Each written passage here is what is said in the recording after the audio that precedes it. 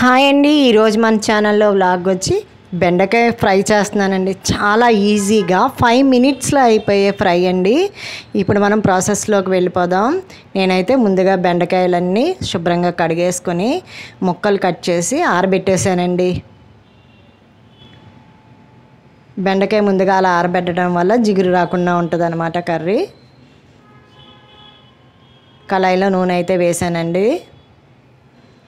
సన్నగా కట్ చేసిన బెండకాయ ముక్కలను కూడా కళాయిలో వేసాను.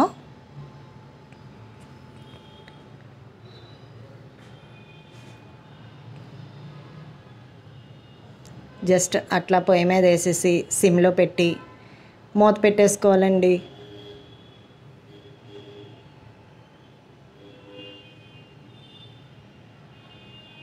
చూసారా, మూత తీసాం. ఇప్పుడు ఎంతోసేపు పట్టదండి ఈ కర్రీ.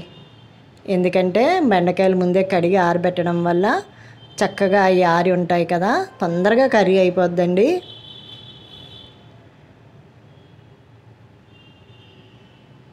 రుచికి తగినంత సాల్ట్ వేసుకోవాలి.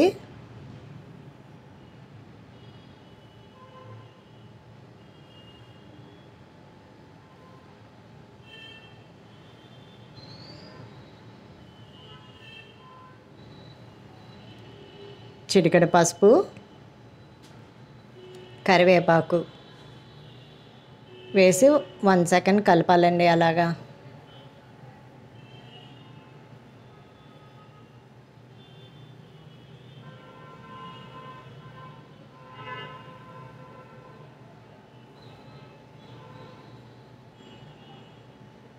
ధనియాల పౌడర్ వేస్తున్నానండి.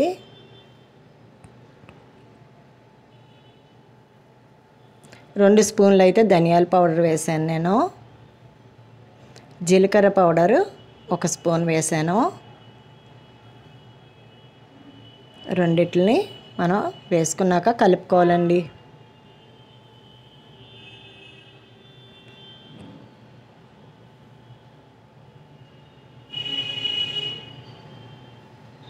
కారం వేసుకోవాలి 1 టీ స్పూను. ఇది ఉట్టి నోటిని కూడా తినేయచ్చండి, అంత టేస్ట్గా ఉంటుంది కర్రీ. మనం చపాతీలో కూడా నంచుకోవచ్చు. సాంబార్, రసము, పప్పు వీటికి మనం సైడ్ డిష్ కింద కూడా వాడుకోవచ్చండి ఈ కర్రీని.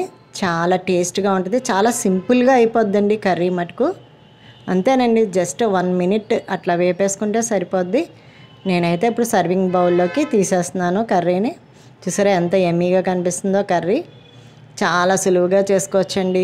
నేను చేసిన విధానం కనుక మీకు నచ్చితే లైక్ చేయండి, షేర్ చేయండి, సబ్స్క్రైబ్ చేయండి. థ్యాంక్స్ అండి.